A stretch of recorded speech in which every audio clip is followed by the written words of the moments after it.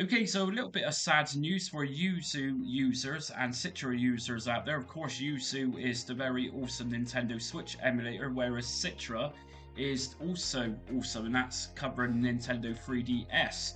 Good thing about both of these emulators is upscaling, and it allows us to play games that we own on emulation software such as Yuzu and Citra. So I've just looked into this, and I realised for a little while now that the development team behind Yuzu was having problems with this. And as we read from the statement here from the yuzuremu.org official website, you will no longer be able to download anything at all. And this goes for Citra, so both separate sites with the same message from the developers.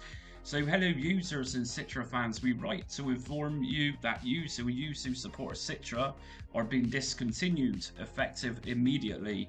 Yuzu and its team have always been against piracy. We started the projects in good faith, at passion for Nintendo and its consoles and games, and we're not intended to cause harm, but we see now that because our projects can circumvent Nintendo's technological protection measures and allow users to play games outside of authorized hardware, they have led to extensive piracy. In particular, we have been deeply disappointed when users use our software to leak game content prior to its release and return the experience for legitimate purchasers and fans. We have come to the decision that we cannot continue to allow this to occur. Piracy was never our intention, and we believe that piracy of video games and on video game consoles should end. Effective today, we will be putting our code repositories offline, discontinuing our Patreon accounts and Discord servers, and soon shutting down our websites. We hope our actions will be a small step toward ending piracy of all creators' works. Thank you for years of support and for understanding our decision. So if anybody here follows Mr. Sajano, who I actually watch, he's been reporting on and off through say the last year about Yuzu facing legal battles against Yuzu.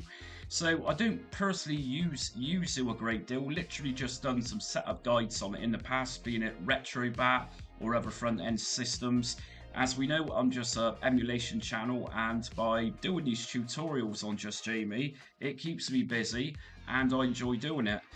So piracy-wise, of course, I'm a retro gaming emulation channel, but I did come to the attention of Yuzu through RetroBat a little while back, and I actually thought to myself, let's actually do this as a standalone emulator.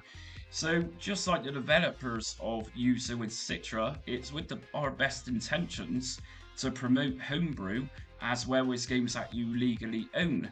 My partner, she's got a Nintendo Switch, for example, and we've also got a 3DS.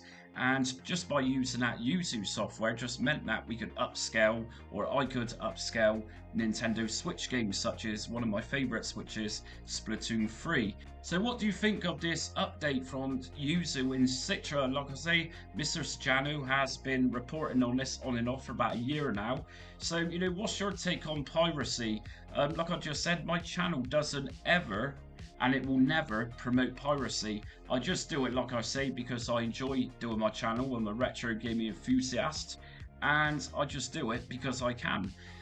In terms of illegally downloading games from time to time, in fact, it's a daily occurrence. People will actually ask me where I can download things. I won't be ever sending links out to anybody, because just like the creators of Yuzu and Citra, they don't promote piracy. I believe, just like the creators of these emulators also believe, they're made with good intentions, and unfortunately for some creators, they end up having situations like this where their emulation and their passion is shut down through misuse and abuse. So anyways, let me know what you think about this in the comments. And of course, as it stands, the previous emulation setup guides I've done for Yuzu and Citra are no longer going to be working. Of course, I leave links to emulators in most of my videos. These are going to be gone. So, what do you think the future of Nintendo Switch emulation is going to be? There is another Nintendo Switch emulator out there, so could it be that this Nintendo Switch emulator is now going to get somewhere? Don't have the competition. Let's just say Ryujinx, for example. To be honest with you, as recording this video right now, I've not even looked into Ryujinx, but for all we know, that one could be taken down too. So anyways, let me know what you think in the comments. Until next time, stay retro.